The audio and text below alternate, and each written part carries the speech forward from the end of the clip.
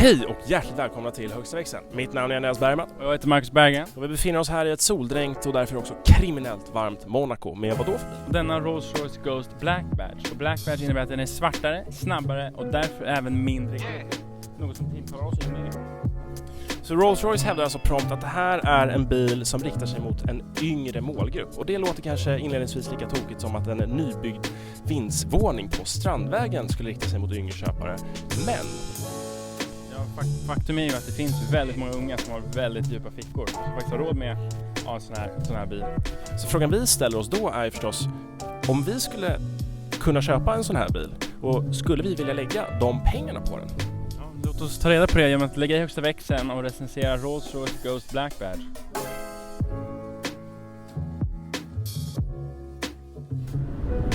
Ja, nu befinner vi oss alltså i baksätet på bilen och det första som slår med just det här exemplaret, och vi bör verkligen vara tydliga med att i princip alla exemplarer är ju unika. Ja, du kan få dem utrustade på alltså, helt valfritt vis. Alltså.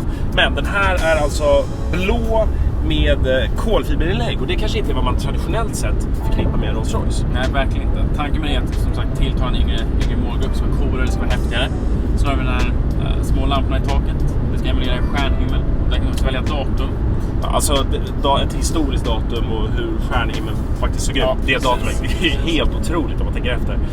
Så har vi också väldigt tjocka, mjuka lammullsmattor som nästan känns oförskämt att sitta med skor i. Fantastiskt att sitta barfota faktiskt. Ja, det är det verkligen. Så fräscht, men fantastiskt.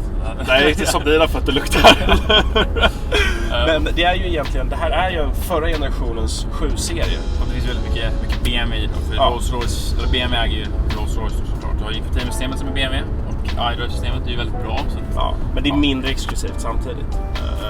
Men det som verkligen gör Rolls-Royce speciellt, det är ju inte tekniken bakom utan det är själva tänket bakom. Jag menar, det de gör är att de i princip förintar alla små världsliga icke-frågor som exempelvis hur många grader, vill jag ha 21,5 grader eller 22 grader i kupén. Istället har du ett litet reglage där du bara drar, vill jag ha rött eller vill jag ha blått, som då symboliserar varmt och kallt förstås. Ja, och sen så finns det inte heller någon varmvattenräknare. Du har en så kallad power reserve.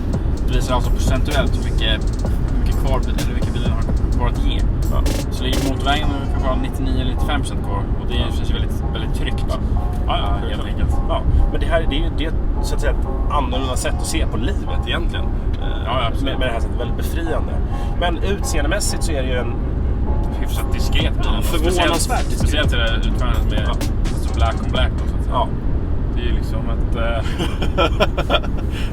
alltså de får mindre uppmärksamhet än vad man förväntar sig. Ja, verkligen. Och det ser ju mest ut som en stor lyxbil när man glider runt. Men det är det ju verkligen. Ja, det är ju absolut inget annat än så. Och jag gillar det. Det är väldigt stadsmannamässigt och elegant. Som en Rolls-Royce bör vara. Verkligen.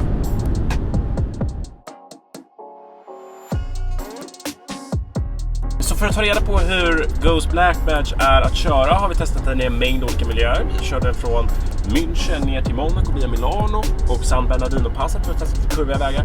Och det är ju verkligen en otroligt bekväm bil. Det kan man ju inte säga något annat om. Alltså, men samtidigt är det en otroligt snabb bil, måste man säga. Det är över 6,5 hästkrafter.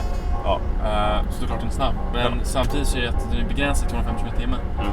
Så på motorvägen så kommer vi väldigt snabbt upp till 250 km/h. Så utan den begränsningen så hade det lätt gått i början till den borde de ju lätt ha plockat bort också, den begränsningen. Om man vill locka de unga kunderna som kanske skulle titta åt Ferrari-hållet eller något. Vi hade blivit väldigt lockade. Ja, väldigt lockade. Det är ju för redan. Ja, jo. Men jag menar, gasen i botten, det resulterar ju verkligen i påtaglig prestanda. Ja, lika mycket action som i introscenen i Transporter 1 med BMW 38 7-serien.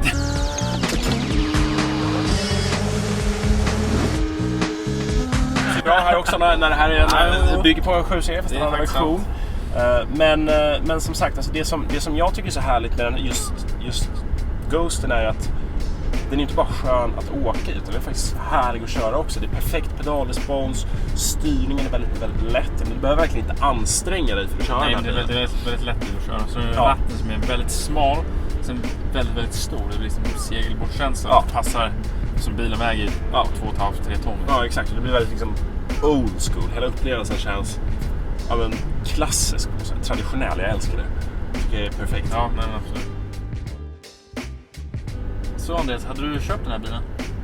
Alltså jag måste erkänna att inledningsvis så var jag ju ganska skeptisk. För att man vet ju om att det finns bilar som kostar halva priset, som är snabbare, bättre teknologi, mycket nyare plattform som de bygger på. Ja, men exempelvis BMW M60L. Exempelvis. Alltså just den här pressbilen kostar 300 miljoner kronor. Det är ganska mycket pengar. Och... Det är väldigt mycket pengar.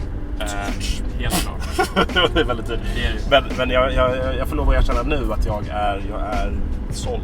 Helt frälst. För det är verkligen tänket bakom Rolls-Royce som jag uppskattar så mycket. Det här minimalistiska avskalningen, jag tycker det är så underbart befriande.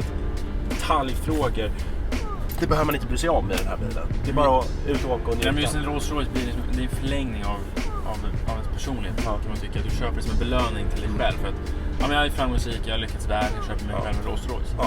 Sen frågan för vår del är egentligen, vill vi ha en Dawn Black Badge? Vill vi ha en Wraith Black Badge? Eller vill vi ha en Ghost Black Badge? Ja, det vill säga vill vi ha en cab, coupé eller sedan. Exakt. Ja.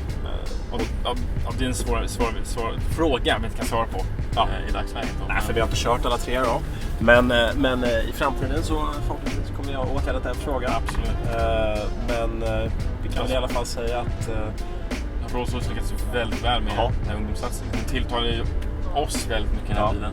Ja. Även om Rolls-Royce, det är ju lite gubbigt, men just Black Badge-utförande är otroligt trevligt. Ja, verkligen. Otroligt trevligt. Väldigt häftigt. Så de som säger att pengar inte kan köpa lycka, hoppa i sjön då. Ja, slänger i väggen. Jag känner mig väldigt lycklig här bak, måste jag erkänna.